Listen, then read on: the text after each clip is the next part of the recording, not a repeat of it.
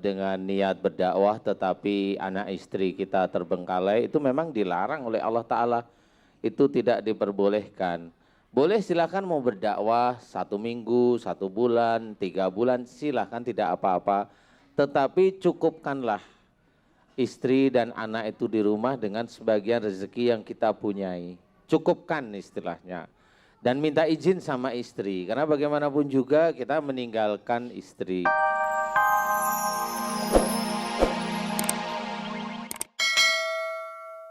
Kemudian akhirnya berpisah. Nah ini salah satu perpisahan seperti ini yang dibenci oleh Allah.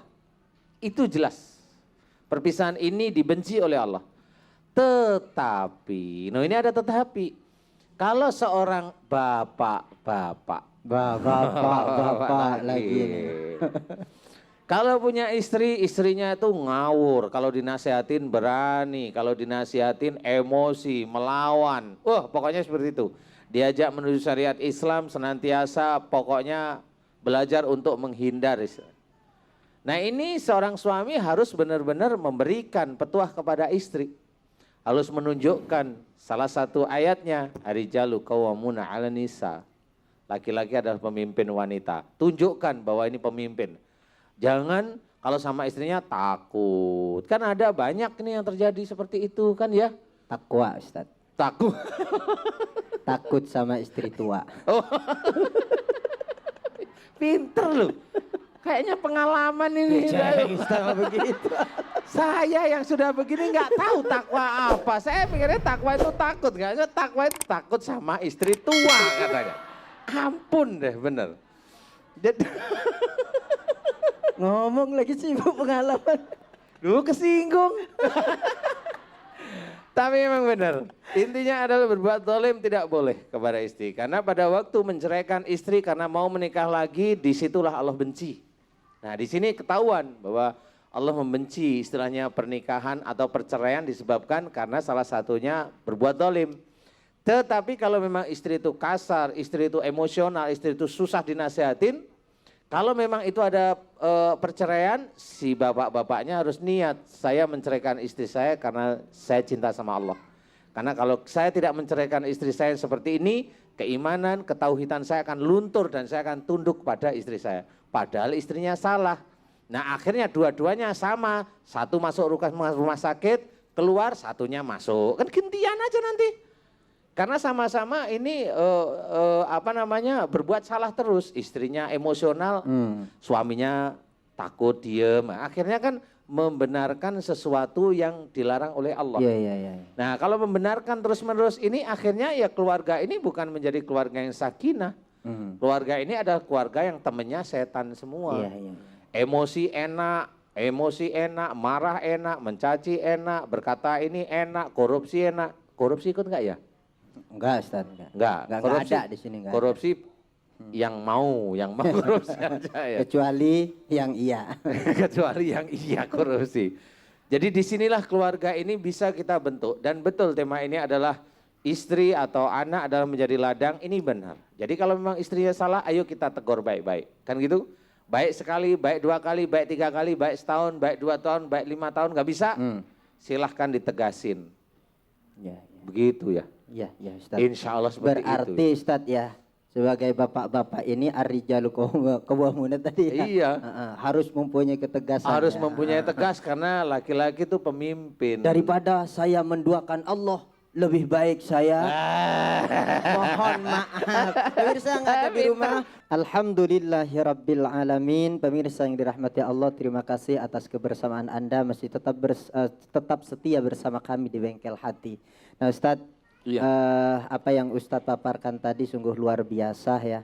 Artinya yang saya cerna nih dari apa yang Ustadz paparkan tadi, adanya keluarga itu seharusnya bisa benar-benar lebih mendekatkan diri kita kepada Allah bukan semakin jauh. Iya betul. Nah kalau seumpamanya nih Ustadz ya, ada orang dengan alasan untuk berdakwah atau untuk beribadah kepada Allah, ya. Tetapi ternyata di belakang keluarga, anak, istri semuanya terbengkalai dan terlantar. Itu kira-kira gimana Ustaz?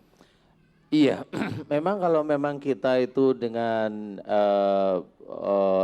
niat berdakwah tetapi anak istri kita terbengkalai itu memang dilarang oleh Allah Ta'ala. Itu tidak diperbolehkan. Boleh silakan mau berdakwah 1 minggu, 1 bulan, 3 bulan silakan tidak apa-apa. Tetapi cukupkanlah istri dan anak itu di rumah dengan sebagian rezeki yang kita punyai. Cukupkan istilahnya. Dan minta izin sama istri, karena bagaimanapun juga kita meninggalkan istri. Dan minta izin kalau memang istri ridho dengan tidak ada ancaman, ridho benar-benar karena Allah Ta'ala, jadi benar-benar istrinya mengizinkan, wahai suamiku silakan kau berdakwah jalan Allah, dan aku ikhlas lillahi ta'ala untuk memberikan ilmu kepada anak-anak kita, silahkan. Nah itu boleh, tetapi tetap kita harus memberikan sebagian rezeki yang dipergunakan untuk anak istri kita selama kita tinggalkan. Ini biasanya kan kalau kita hidup biasa normal itu kan biasanya istri itu minta uang sehari-hari itu kan bisa tiap hari, kan gitu ya. Bisa aja tiap minggu bisa, tiap bulan bisa. Kalau memang itu sudah disepakati silahkan. Dan kalau memang istri ridho silahkan.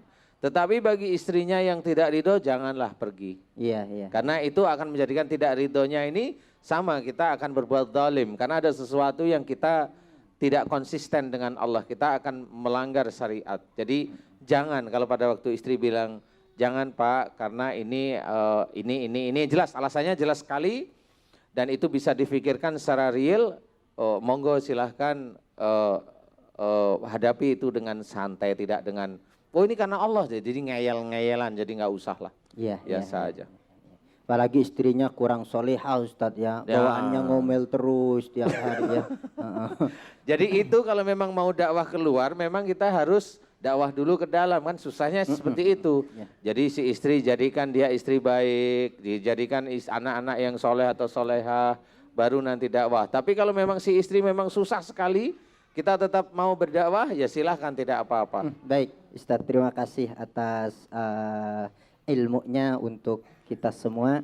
Ustadz, saya lempar ke jemaah nih Ustadz, udah banyak yang bertanya nih ya. Yang sudah dari kemarin kayaknya nih nyatet belum kepanggil, ada Muhammad Abizar dari Tarakan. Assalamualaikum warahmatullahi wabarakatuh. Waalaikumsalam warahmatullahi wabarakatuh. Nama saya Ibu Purnama. Ya, tolong Ibu didekatkan mic-nya. Ya. Nama saya Ibu Purnama, saya dari Tarakan. Saya membawa anak saya Muhammad Abizar. Anak saya umurnya 3 tahun 10 bulan. Awal tahun 2013 kemarin dia HB-nya turun 6,5. Nggak ada gejala apa-apa, cuman dia panas, saya periksakan, saya takut dia kena demam berdarah. Akhirnya disuruh dokter transfusi darah 2 kantong. Setelah pulang, saya tanya kenapa anak saya. Tapi dokter cuma jawab, nanti 3 bulan aja lagi. Saya periksakan lagi 3 bulan, HB-nya turun lagi Pak Ustadz, 8,5. Sebulan kemudian 8,6, sudah 3 kali dia transfusi darah. Sampai saya dirujuk ke rumah sakit di Jakarta, bilangnya disuruh analisa HB. Karena darahnya sudah tercampur Pak Ustadz, katanya suruh analisa DNA, saya turutin juga. Tapi belum ada kepastiannya Pak Ustadz. Saya minta solusinya sama Pak Ustadz. Ya, baik. Silahkan Ustadz. Iya Ibu, penyakitnya tadi namanya apa? Kemungkinan dari Tarakan anemia, tapi dari Jakarta kemungkinan talasemia. Oh ya, sudah itu saudaraan itu. Sepupu Ustadz. Sepupu. Ibu Purnama. Kalau memang ada HB dari putra ibu ini turun drop terus, ini berhubungan insya Allah dengan sumsum tulang belakang dan juga liver. Biasanya penyakit yang mengenai ini Jika anak sejak kecil terkena ini ada kemungkinan dari kedua orang tua, yaitu ibu atau suami ibu. Yang mau saya tanyakan, penyakit ini